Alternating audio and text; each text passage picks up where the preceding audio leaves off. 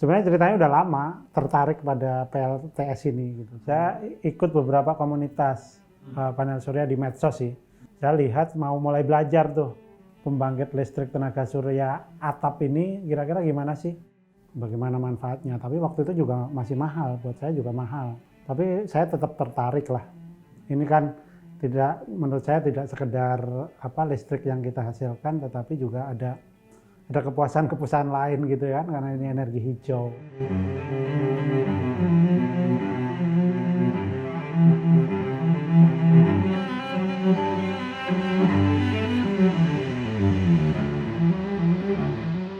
Pembangkit listrik tenaga surya atap atau PLTS atap bisa jadi pilihan masyarakat agar dapat mengurangi tagihan listrik rumah tangga.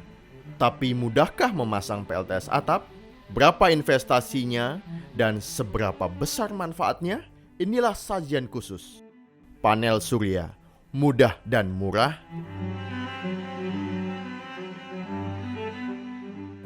Iya, sekarang investasinya itu di rata-rata kalau di komunitas itu bilang antara 13 jutaan sampai 15 juta lah tergantung produknya.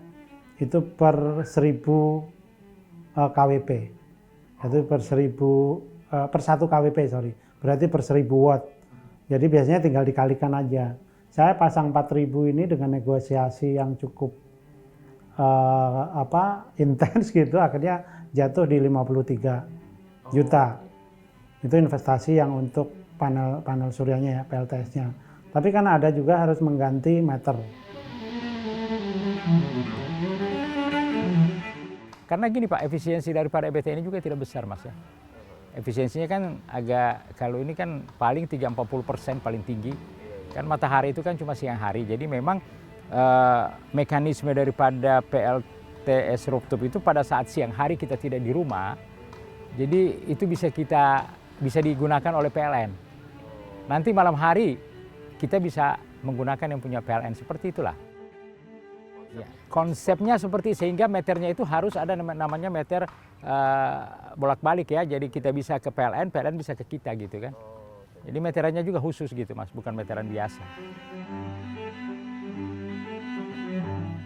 Hingga Juli 2020, tercatat sebanyak 2.346 pelanggan PLTS atap dengan total kapasitas 11,5 MW. Sejauh ini, pelanggan PLTS atap terbanyak masih berada di Pulau Jawa. Lalu, bagaimana memasifkan pengembangan PLTS atap? Namun kenapa tenaga surya misalnya merupakan opsi yang paling optimal? Karena pada dasarnya dia sifatnya lebih ramah lingkungan, itu kan yang pertama. Lalu kemudian ketika masyarakat yang mengerti gitu ya dampak daripada menggunakan tenaga surya ataupun resource sumber energi yang lebih ramah lingkungan, kalau memang mempunyai pengetahuan bahwa mereka berkontribusi baik kepada lingkungan mereka, tentu itu dapat meningkatkan minat dalam menggunakan tenaga surya. Industri panel surya mulai terbentuk, vendor-vendor bermunculan. Konsumen mendapatkan banyak pilihan untuk menggunakan layanan pemasangan panel surya. Surya itu udah berdiri sejak tahun 2018. Kita startup di bidang energi surya yang relatif cukup jarang. Di Indonesia ini belum banyak ya startup yang di bidang energi surya. Dan kami bergerak di bidang financing, Pak. Jadi kita tuh actually sebenarnya seperti financing financing untuk solar panel, karena kita lihat solusinya itu solar panel itu sebenarnya udah cukup murah, cuman belum banyak orang yang pengen pakai oleh karena investasi cukup mahal di depan gitu kan. Jadi kita bikin solusi di mana customer bisa tanpa mengeluarkan biaya, mereka bisa dapat solar panel dan mereka bisa langsung dapat saving.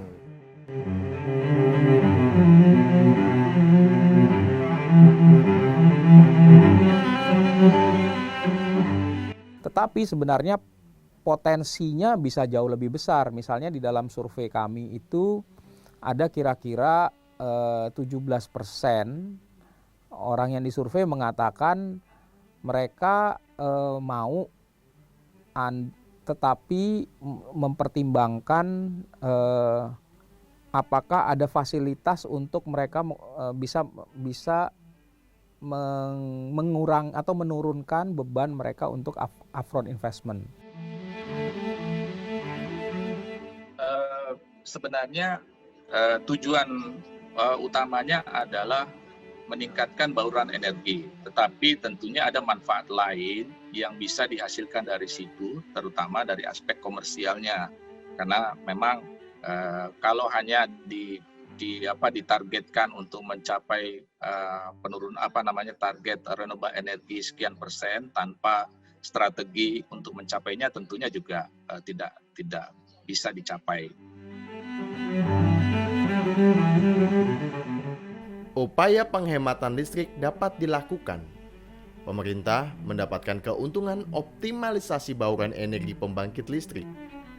Lalu, keuntungan apa saja yang didapatkan masyarakat dengan memasang panel surya?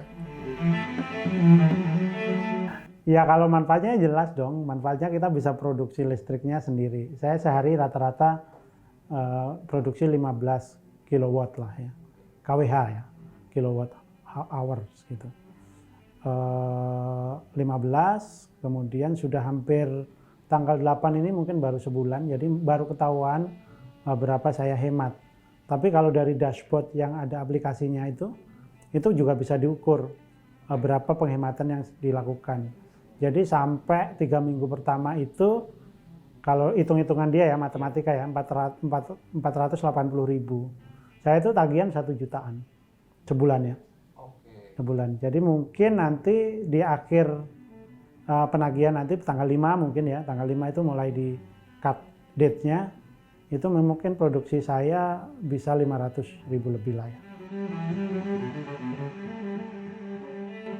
Berapakah kapasitas listrik yang kami berlangganan dari PLN gitu? Di rumah saya itu 22.000 kalau nggak salah. 22.000. Jadi mestinya waktu itu memasangnya PLTS-nya itu sampai dengan 22.000 watt peak juga, tapi atapnya nggak ada. Jadi nggak cukup atapnya. Waktu sebelum dipasang PLTS atap, itu tagihan listrik rumah saya itu kira-kira 3,7 sampai 4 juta lah sebulan. 3,7 sampai 4 juta gitu. Nah, setelah dipasang tagihannya jadi kira-kira 1,7 sampai 2 juta.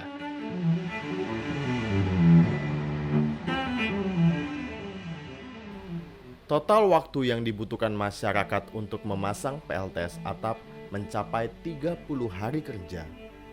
Mulai dari permohonan pelanggan, evaluasi, pembangunan dan pemasangan PLTS atap, pemasangan meter kWh ekspor impor hingga selesai. Sudah cukup mudah bukan? Itu itu yang jadi kendala, karena waktu sebelum ada Permen 49 yang masih pakai keputusan direksi Perdir PLN, itu kan satu-satu. Nah, satu-satu itu waktu itu kita hitung dengan harga rata-rata untuk satu sistem 1 KWP-nya itu kira-kira 15 sampai 18 juta.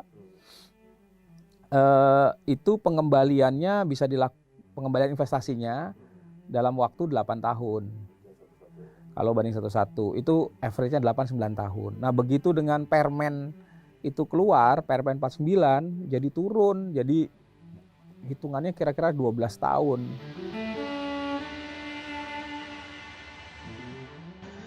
Kalau kita lihat sekarang implementasi dari Permen SDM 49 tahun 2018 yang sudah direvisi terakhir dengan Permen 16 ya tahun 2019.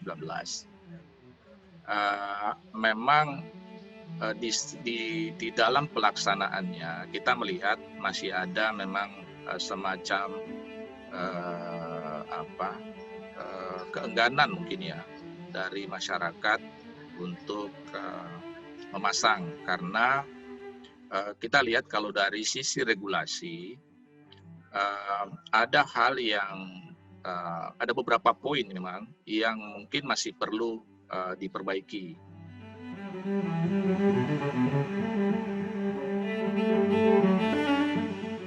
Di Indonesia saya kira, dan ini karena teknologinya relatif baru ya, perlu memang ada satu tempat di mana masyarakat dengan mudah mendapatkan informasi yang mereka butuhkan. Misalkan informasi dasar saja ya, apa itu PLTS, apa manfaatnya, bagaimana kita menghitung kebutuhan PLTS kita. Kan kita nggak tahu, awal-awal ketika buat keputusan saya harus pasang berapa nih. Nah, lalu kemudian berapa besar penghematan listrik yang bisa kita dapatkan dari PLTS itu, dan lain sebagainya. Itu informasi seperti itu akan sangat membantu sih bagi masyarakat yang punya minat untuk memasang PLTS.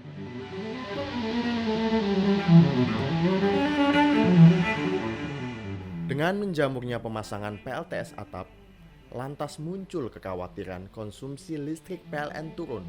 Bagaimana perhitungannya?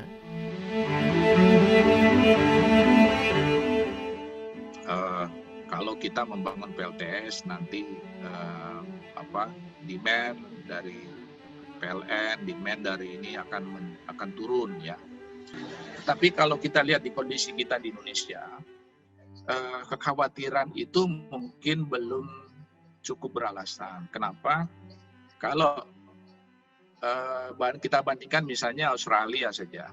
Australia itu mereka malah memberikan subsidi subsidi investasi 50% di awal untuk bagi pelanggan yang memang mau memasang PLTS, sehingga di sana cost-nya jauh lebih rendah daripada kita.